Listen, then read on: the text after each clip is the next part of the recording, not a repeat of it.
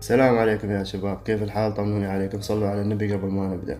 شباب، اليوم حاب أتكلم عن 5 صفقات فاشلة في سنة 2022 اللي هي الصفقات الصيفية.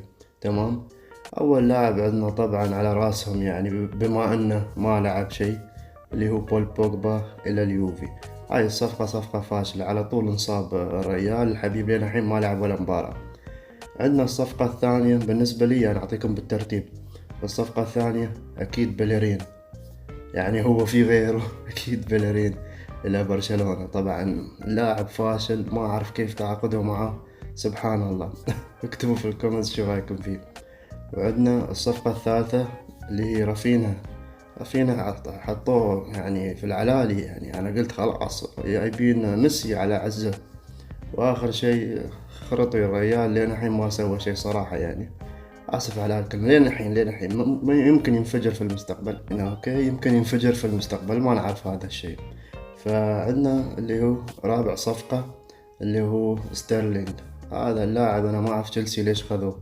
لاعب يعني ما فادهم في ولا شيء، والله اللاعب فاشل فاشل جدا. وعندنا آخر لاعب اللي هو أوباميانغ.